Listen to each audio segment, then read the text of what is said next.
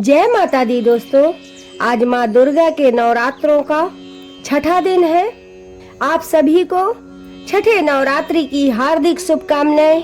आज नवरात्रि के छठे दिन मैं आप सभी के समक्ष दुर्गा सप्तशती के 11वें अध्याय का पाठ प्रस्तुत कर रही हूँ, जिसमें दुर्गा सप्तशती के 11वें अध्याय में देवी देवताओं द्वारा देवी की स्तुति एवं देवी द्वारा देवताओं को वरदान देने का वर्णन है।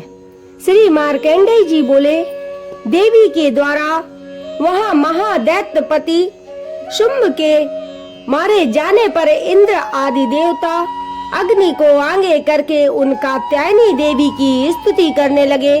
उस समय अभीष्ट की प्राप्ति होने से उनके मुख कमल दमक उठे थे और उसके प्रकाश से सभी दिशाएं जगमगा उठी थीं। देवता बोले, शरणागत की पीड़ा दूर करने वाली देवी, हम पर प्रसन्न हो। संपूर्ण जगत की माता प्रसन्न हो। विश्वेश्वरी, विश्व की रक्षा करो। हे देवी, तुम ही चराचर जगत की अधीश्वरी हो। तुम इस जगत का एकमात्र आधार हो, क्योंकि पृथ्वी रूप में तुम्हारी ही स्थिति है। देवी, तुम्हारा पराक्रम अतुलनीय है। तुम ही जल रूप में स्थिर होकर संपूर्ण जगत को तृप्त करती हो। तुम अनंत बल संपन्न वैष्णवी शक्ति हो। इस विश्व की कारणभूता परामाया हो। हे देवी, तुमने इस समस्त जगत को मोहित कर रखा है। तुम ही प्रसन्न होने पर इस पृथ्वी पर मोक्ष की प्राप्ति कराती हो। हे देवी, संपूर्ण विद्याएं तुम्हारे ही भिन्न भिन्न स्वरूप है। जगत में जितनी स्त्रियां हैं वे सब तुम्हारी ही मूर्तियां हैं। हे जगदम्बे, एकमात्र तुमने ही इस विश्व को व्याप्त कर रखा है। तुम्हारी स्तुति क्या हो सकती है। तुम तो स्तवन करने योग्य पदार्थों से परे एवं परावाड़ी हो। जब तुम सर्व स्वरूपा देवी स्वर्ग तथा मोक्ष प्रदान करने वाली हो, तब इसी रूप में तुम्हारी स्तुति हो गई। तुम्हारी स्तुति के लिए इससे अच्छी स्तुतियाँ और क्या हो सकती हैं। बुद्धि रूप से सब लोगों के हृदय में विराजमान रहने वाली देवी तथा स्वर्ग एवं मोक्ष प्रदान करने वाली नारायणी देवी, तुम्हें नमस्कार है। कला काष्ठा आदि के रूप से अवस्था परिवर्तन की ओर ले जाने वाली तथा विश्व का उपसंहार करने में सामर्थ नारायणी, तुम्हें नमस्कार है। नारायणी, तुम सब प्रकार का मंगल प्रदान करने वाली मंगलमयी हो। कल्याणदायिनी शिवा हो। सब पुरुषार्थों को सिद्ध करने वाली शरणागत वत्सला हो। तीन नेत्रों वाली एवं महागौरी हो। तुम्हें नमस्कार है। तुम सृष्टि पालन और संहार की शक्ति भूता सनातनी देवी, गुणों का आधार तथा सर्व गुण संपन्न हो। नारायणी, तुम्हें नमस्कार है। शरण में आए हुए दीनों एवं पीड़ितों की रक्षा में संलग्न रहने वाली तथा सबकी पीड़ा दूर करने वाली नारायणी देवी, तुम्हें नमस्कार है। नारायणी, तुम ब्रह्मांडी का रूप धारण करके हंसों से जुते हुए विमान पर बैठती तथा कुश मिश्रित जल छिड़कती रहती हो। तुम्हें नमस्कार है। माहेश्वरी, रूप से त्रिशूल, चंद्रमा एवं सर्प को धारण करने वाली तथा महान वृषभ की पीठ पर बैठने वाली नारायणी देवी, तुम्हें नमस्कार है।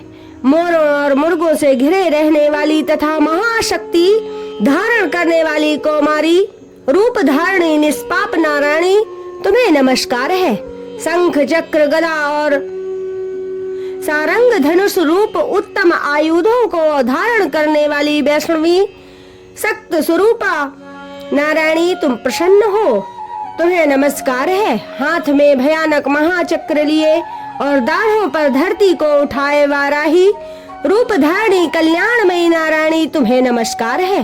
भयंकर नरसिंह रूप से दैत्यों के वध के लिए उद्योग करने वाली तथा त्रिभुवन की रक्षा में संलग्न रहने वाली नारायणी, तुम्हें नमस्कार है। मस्तक पर किरीट और हाथ में महावज्र धारण करने वाली, सहस्त्र नेत्रों के कारण उदीप्त दिखाई देने वाली और वृत्तासुर के प्राणों का अपहरण करने वाली इंद्र की शक्ति रूपा ब्रह्माणी देवी, तुम्हें नमस्कार है। शिवदूती रूप से दैत्यों की महान सेना का संहार करने वाली, भयंकर रूप धारण कर तथा विकट गर्जना करने वाली नारायणी, तुम्हें नमस्कार है। दाढ़ों के कारण विकराल मुख वाली, मुंडमाला से विभूषित मुंड मर्दनी चामुंडा रूपा नारायणी, तुम्हें नमस्कार है। लक्ष्मी, लज्जा, महाविद्या, श्रद्धा, पुष्टि, स्वधा, ध्रुवा, महारात्रि तथा महा अविद्या रूपी नारायणी, तुम्हें नमस्कार है। मेघा, सरस्वती, श्रेष्ठा, ईश्वर रूपा, भूरे रंग की अथवा पार्वती, महाकाली, संयम पारायण तथा ईसा, सबकी अधीश्वरी रूपणी नारायणी, तुम्हें नमस्कार है। सर्वस्वरूपा, सर्वेश्वरी तथा सब प्रकार की शक्तियों से संपन्न दिव्य रूपा देवी दुर्गा, सब भयों से हमारी रक्षा करो, तुम्हें नमस्कार है। कात्यायनी, ये तीन लोचनों से विभूषित तुम्हारा सौम्य मुख सब प्रकार के भयों से हमारी रक्षा करे, तुम्हें नमस्कार है। भद्रकाली, ज्वालाओं के कारण विकराल प्रतीत होने वाला, अत्यंत भयंकर और समस्त असुरों का संहार करने वाला तुम्हारा त्रिशूल भय से हमें बचाए, तुम्हें नमस्कार है। हे देवी, जो अपनी ध्वनि से संपूर्ण जगत को व्याप्त करके दैत्यों का तेज नष्ट किए देता है, वह तुम्हारा घंटा हम लोगों की पापों से उसी प्रकार रक्षा करे जैसे माता अपने पुत्रों की बुरे कर्मों से रक्षा करती है।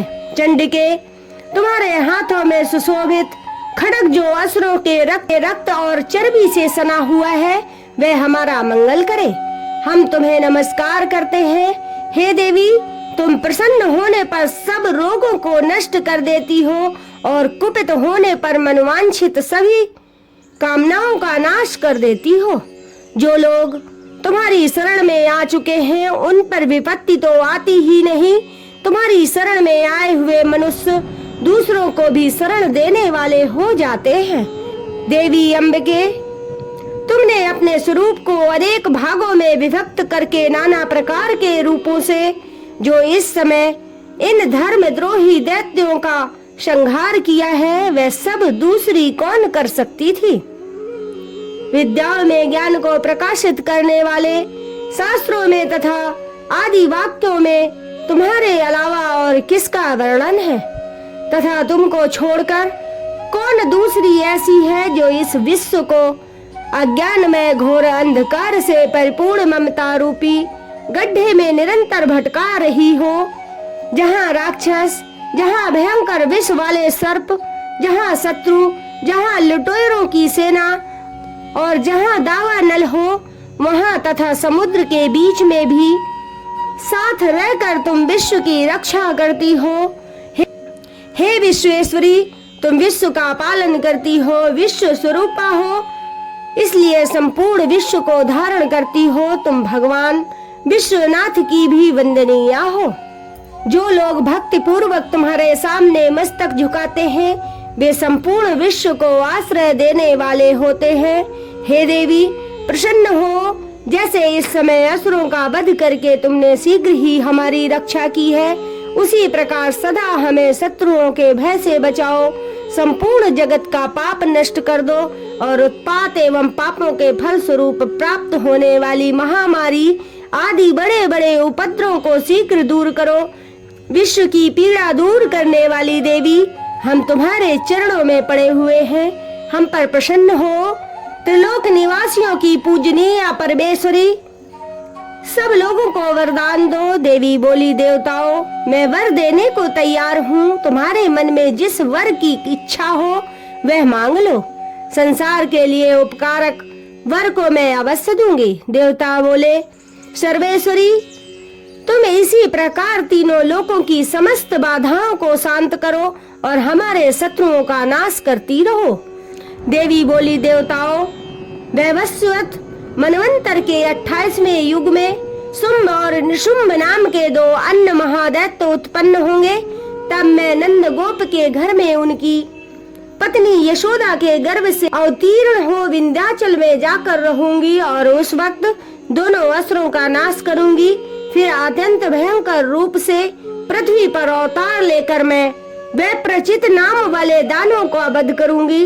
उन भयंकर महादैत्यों का भक्षण करते समय मेरे दांत अनार के फूल की भांति लाल हो जाएंगे। तब स्वर्ग में देवता और मृत्यु लोक में मनुष्य सदा मेरी स्तुति करते हुए मुझे रक्त दंतिका कहेंगे। फिर जब पृथ्वी पर 100 वर्षों के लिए वर्षा रुक जाएगी और पानी का अभाव हो जाएगा, उस समय मुनियों के स्तुमन करने पर मैं पृथ्वी पर आयो निजा रूप में प्रकट होंगी और 100 नेत्रों से मुनियों की ओर देखूंगी। अतः मनुष्य शताक्षी इस नाम से मेरा गायन करेंगे। देवताओं, उस समय मैं अपने शरीर से उत्पन्न हुए शाकों द्वारा समस्त संसार का भरण पोषण करूंगी। जब तक वर्षा नहीं होगी तब तक वे शाक ही सबके प्राणों की रक्षा करेंगे। ऐसा करने के कारण पृथ्वी पर शाकांभरी नाम से मेरी ख्याति होगी। उसी अवतार में मैं दुर्गम नामक महादैत्य का वध भी करूंगी। इससे मेरा नाम दुर्गा देवी के रूप में प्रसिद्ध होगा। फिर जब मैं भीम रूप धारण करके मुनियों की रक्षा के लिए हिमालय पर रहने वाले राक्षसों का भक्षण करूंगी, उस समय सब मुनि भक्ति से नतमस्तक होकर मेरी स्तुति करेंगे। तब मेरा नाम भीमा देवी के रूप में विख्यात होगा। जब अरुण नामक दैत्य तीनों लोकों में भारी उपद्रव मचाएगा, तब मैं तीनों लोकों का हित करने के लिए 6 पैरों वाले असंख्य भ्रमरों का रूप धारण करके उस महादैत्य का वध करूंगी। उस समय सब लोग भ्रामरी के नाम से मेरी स्तुति करेंगे। इस प्रकार जब जब संसार में दानवों के द्वारा बाधा उपस्थित होगी, तब तब अवतार लेकर मैं शत्रुओं का नाश करूंगी। बोलिए जगदम्बा मैया की जय।